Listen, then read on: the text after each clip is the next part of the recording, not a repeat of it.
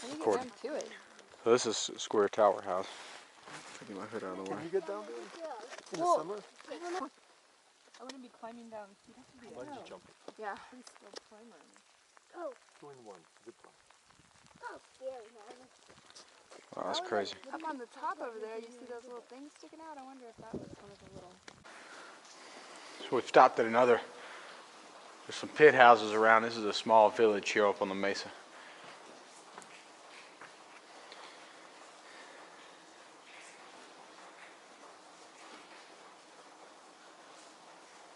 So there's a row of rooms to the left here.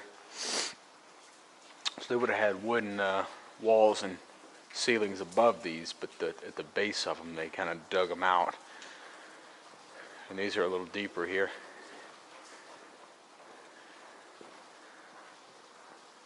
Here's some drawings of what it would look like.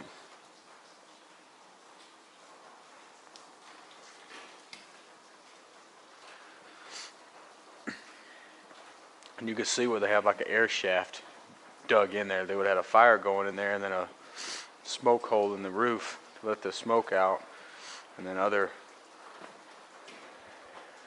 tunnels, I guess, to let fresh air in.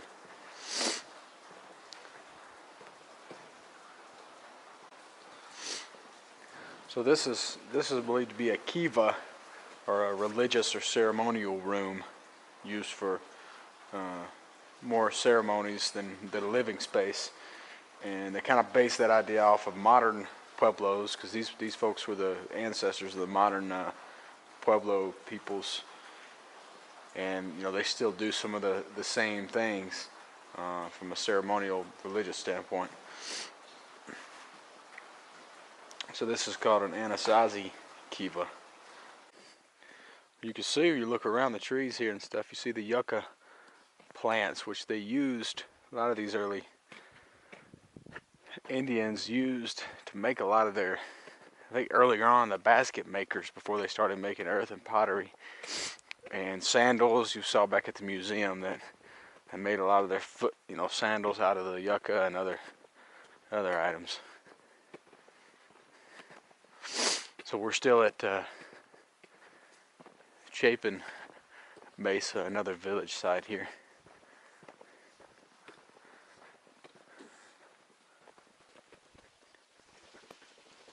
Several interconnected rooms there.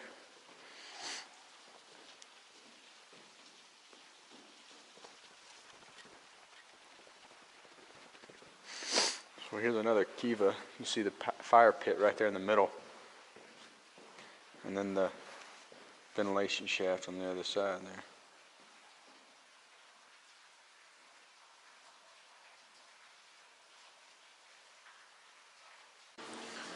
So we're at another small Pueblo village, Sun Point Pueblo, here, and what you see is the remains of a kiva here on the right, and then a tower on the left, kind of a religious, ceremonial place right in the middle of the village. And if you walk around outside of these walls here, the shelter, there are foundations you can trace of kind of other buildings, which would have been like the living space. At this point, they believe it would have been a couple of stories tall, so kind of a little depiction here of the drawing of what they think it would have looked like. With villages probably supporting around 40 or 50 people in this little small village. But this is the kiva, and then there's a tunnel there that actually connects over to what was the tower, the stone tower there. So pretty interesting.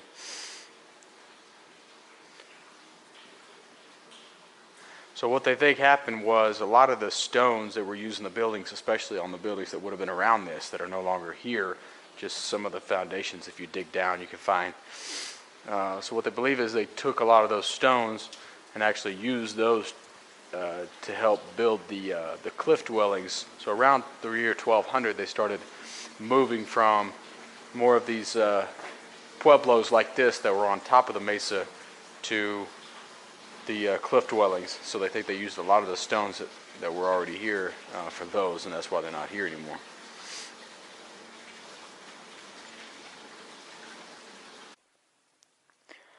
So So we're approaching what's called a Sun Temple.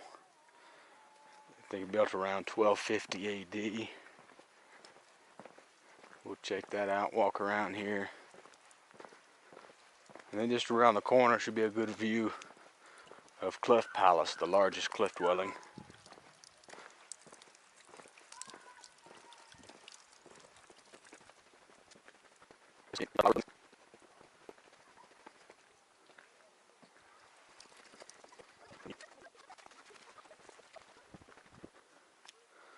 Well, there's Cliff Palace.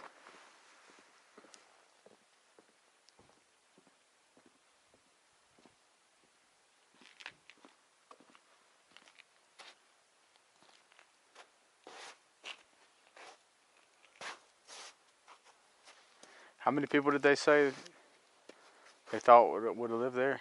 Over 100, right? I think 150 people. 150 plus. A lot of rooms. Over 100 rooms, I think. So the tours of that area are closed for the winter, but we'd like to come back maybe in the summer sometime and do a tour and check it out.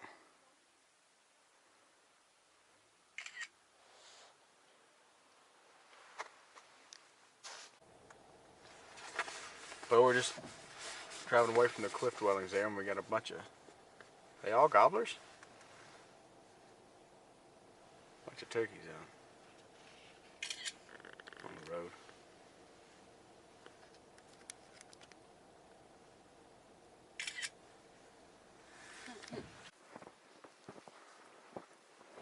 So now we're walking up on what's called the Far View Sites.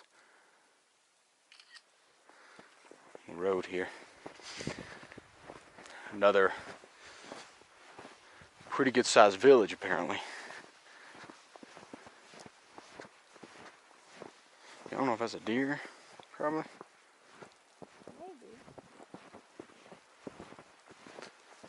Maybe. Pretty deep snow over here. And we're not even going all the way through the snow. Like, we're not hitting the road. Ooh, is that, what's that? It's deer. It's definitely deer tracks. I'm sure there are mule deer around. Probably taking some shelter with all this snow yesterday.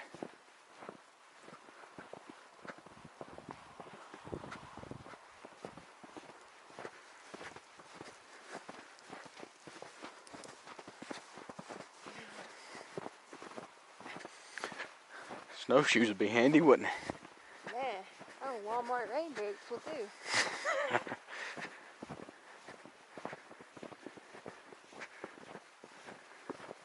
You want to race? No. Why would you hit me? Why'd you hit me? I was faking it, shoving you down. You were, you were smashing my arm. Okay. Calling that smashing your arm is pretty dramatic. Step out.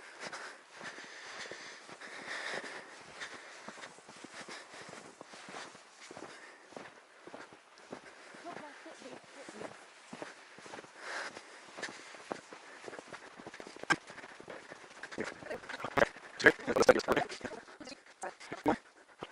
me. Two. It looks like multiple animals here.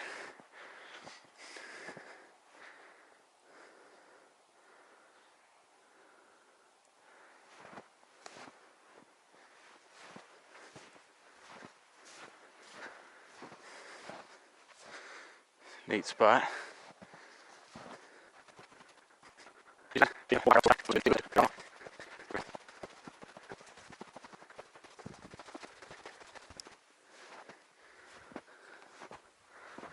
There's a kiva. Looks like. You see, they always have those kind of benches, banquettes they call them around it. I guess for people to sit during the religious ceremony.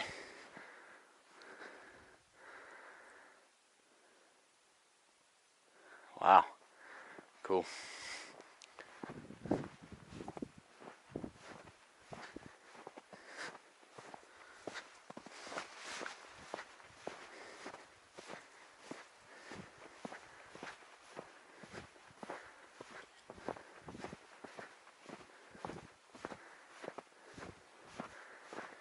Pipe Shrine House. So they would have grown corn and squash and beans all around here. That'd be their main sustenance, of course, outside of deer and raised turkeys.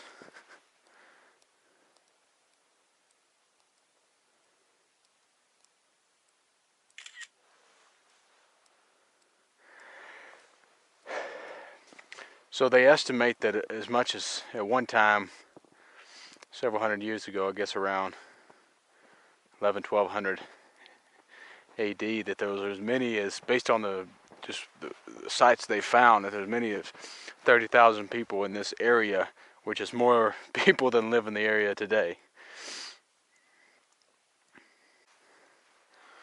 So another cool set of rooms here. It looks like there's a kiva over there right in the middle. So they would have had, I guess, small families probably living in each of these rooms, or some of the rooms maybe they'd use for storage.